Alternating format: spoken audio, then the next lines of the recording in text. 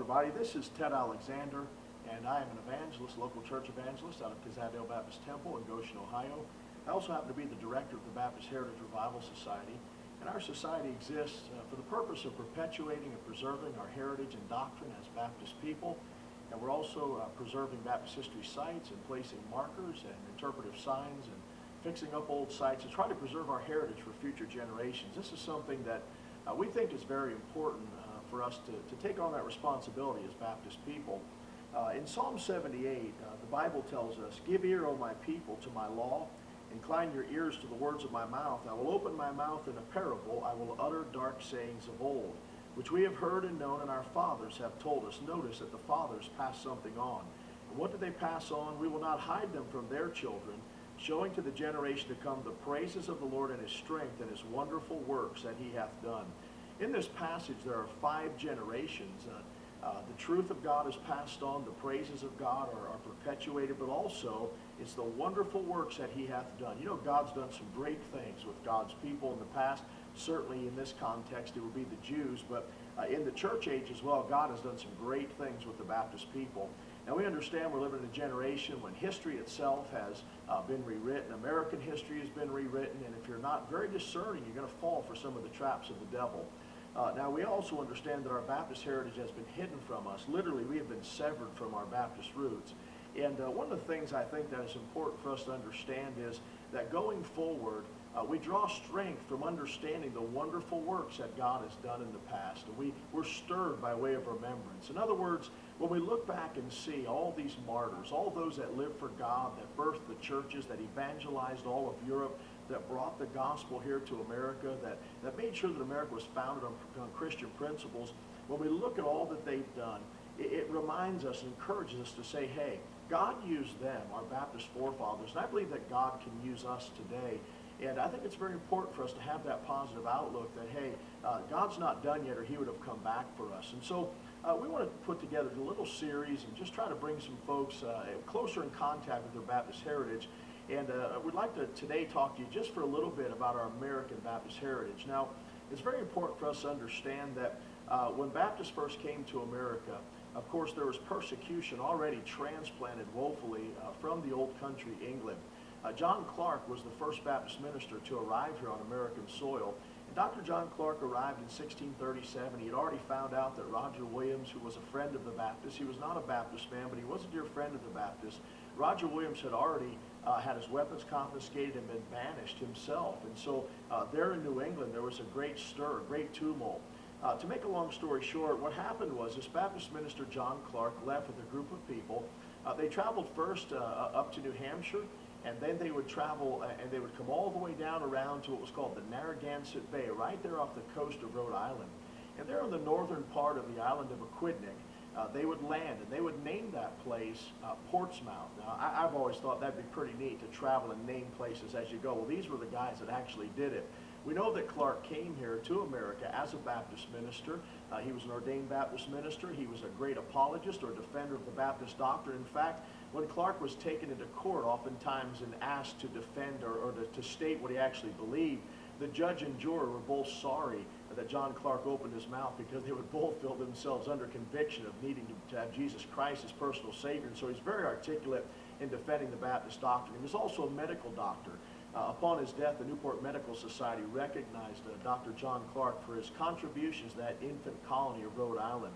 And then also, he was just a tremendous Baptist minister. The first evangelistic revival on American soil was held by Dr. John Clark. And in that revival, a man by the name of Obadiah Holmes would at least get assurance, if not be saved, right there as he tells the story. We'll get to Holmes hopefully a little bit later in some of these clips. But Dr. John Clark then, after they would write the Portsmouth Compact, which was literally the first document in world history that brought together everybody under the Christian faith to serve and love one another and to compact together to have a government that would be pleasing to God.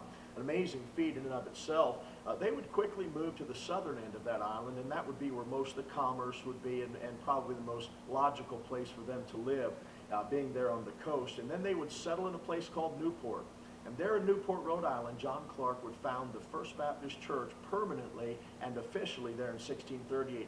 My personal opinion is that John Clark, as they traveled in 1637, because of his demand for order, were most likely taking the Lord's table. He was probably administering ordinances and no doubt preaching the gospel as they traveled in 1637. So that would have been your first Baptist church in America, actually traveling church in America. Then in 1638, they would settle there in Newport on the southern tip of the island of Aquidneck there in Rhode Island. And that's where the First Baptist Church in America is actually founded. Now, that Baptist church still exists today, believe it or not, all the way from 1638 it is dated. And it's called the United Memorial John Clark Baptist Church, okay? So it's an interesting building. You can go and see that, learn the history. He's buried right there in Newport, and just a lot of history in Newport. But from that church then would proceed the spread of the gospel through the Baptist people throughout the colonies. And the contributions of Clark would be tremendous in reference to our religious liberty. So just in a moment, I want to address for just a moment the controversy of did Roger Williams start the First Baptist Church? Well, Roger Williams, again, was a good man. He was a lover of liberty. In fact, he and Clark were dear friends, and we'll talk about their relationship in a later video. However, Roger Williams was never a Baptist a day in his life. He and a friend of his, of course, baptized one another, which really is no baptism. It was no different than when my children would play in the bathtub and they would baptize one another, so-called. And he was not a Baptist, was never ordained as a minister or anything like that. And then they founded an organization. He called it a Baptist church for a time. Within a short time, Roger Williams abandoned that congregation, and then stated that he believed there was no scriptural church of Jesus Christ really on planet Earth anywhere. And then, of course, Roger Williams, that church that he started would go on and it would split. What exists today actually in Newport, or rather, I'm sorry, in Providence, that they often call the First Baptist Church in America that was ever founded, was first founded after what John Clark had done. Secondly, it was started with no authority whatsoever. Thirdly, the so-called founder had abandoned it very quickly. And what exists there is not the original congregation. That fell out of existence. But what exists is the actual split from that congregation. And so what they even call the First Baptist Church certainly could never have even been the First Baptist Church, because it doesn't exist anymore. And I have a dear friend whose name I won't mention. He actually climbed the bell tower and read the date on the bell. And the date on the bell does not match the date that they say that church started. And so there's a variety of reasons. There's a great amount of information. A little booklet by Joshua S. Davenport called Baptist History in America Vindicated, which explains the whole story. Isaac Backus, who was a tremendous historian, made an error in his history. As great a man as he was, I appreciate all of his contributions towards our religious liberty. He was a tremendous, articulate historian. He was there at the First Continental Congress fighting for the religious liberty of the Baptists because of all the persecution that was there. Argued with Sam and John Adams right there at the First Continental Congress about the plight of the Baptists. But however, this guy, Isaac Backus, he made a mistake, and all the historians after him copied that mistake. And so you come down to today and people say, well, Roger Williams started the First Baptist Church, and no, he did not. He was a good man, and so we don't want to give him a bad name, but John Clark was the founder of the First Baptist Church on American soil. And so I wanted to share that with you today, and we're going to take and try to follow his life a little bit in future clips, and I hope you'll watch those. Thank you.